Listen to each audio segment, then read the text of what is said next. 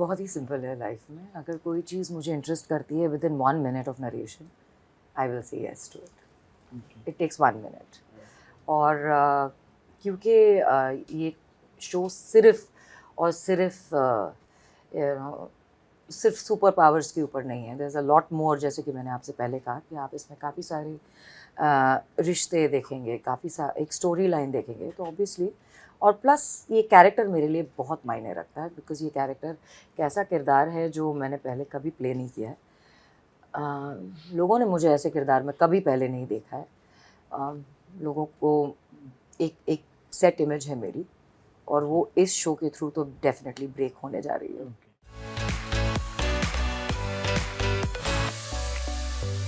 How does it stand out? I think एक तो I think मेरे लिए पहली बार है दैट ऐसे सुपर हीरोज़ का शो मैं कर रही हूँ.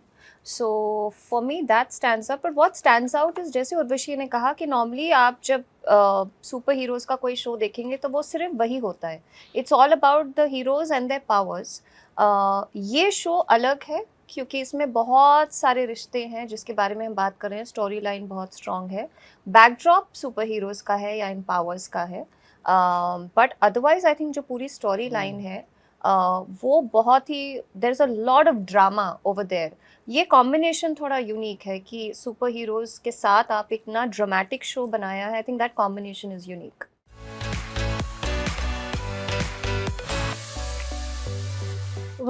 जब मैंने पहली बार बेला के कैरेक्टर के बारे में सुना था तो मैं उससे थोड़ा बहुत रिलेट कर भी पा रही थी.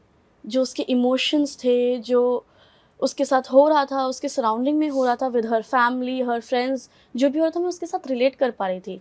एंड जब मैंने बेला का कैरेक्टर प्ले किया एंड इतने सारे इमोशंस हैं, इतनी फ्रेंडशिप्स हैं, रिलेशनशिप्स हैं, इतने अप्स एंड डाउन्स हैं उसकी लाइफ में, उसको कुछ नहीं पता कि अभी क्या हो रहा है.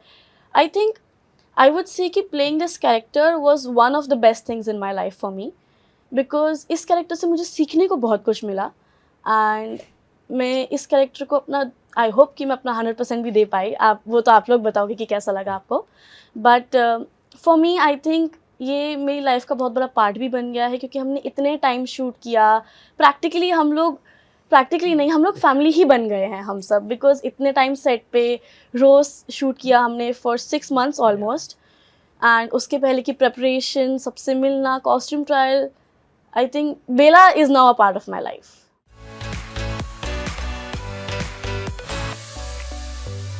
Well, Power of Panch is, I think, completely different and it's based on elemental powers.